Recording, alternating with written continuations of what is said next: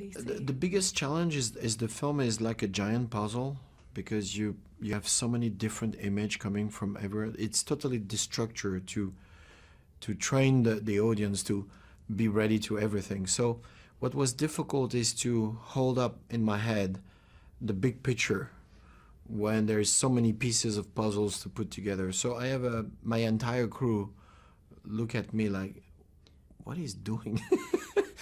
So you have to believe, no, I know the picture. Don't worry, this piece goes there, this piece goes there.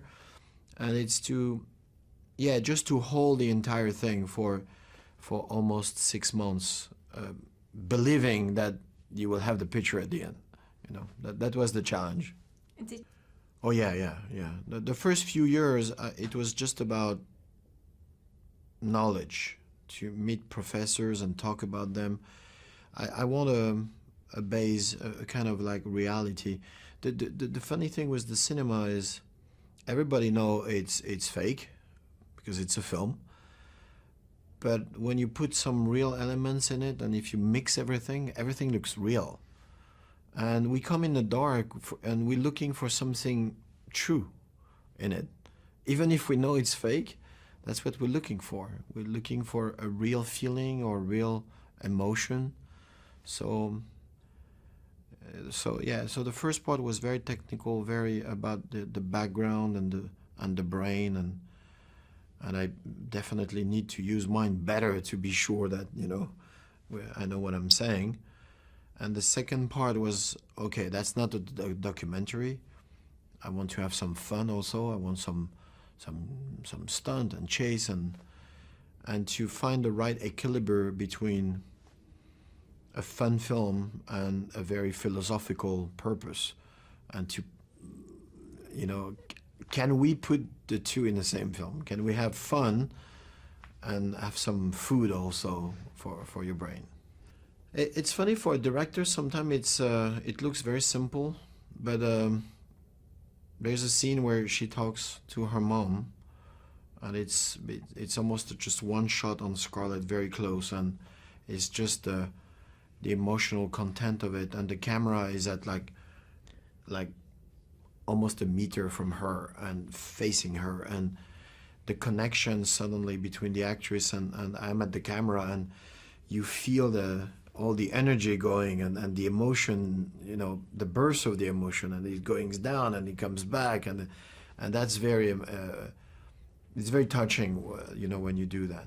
There is a chase car where everybody talk about it because it's amazing, but for example, it's long to prep, but it's a kind of boring to do. It's much more fun to watch because when you do it, you do action, cut. You know, the entire chase is a kilometer, and it took us like 4 days to go from this point to this point, you know. So at the end, it's painful to do, in fact. She's ugly and cheap, so I figured no, she's brilliant, and she's a good actress first. You can tell, you know, she was able to go from Sofia Coppola to Woody Allen to the play she did in Broadway that I've seen twice, and she's a good actress. She has a lot of capacity, and then we met, and she has a lot of questions about the subject, and she's looking at you in the eyes like this for hours, and she's a serious girl. She's a serious worker.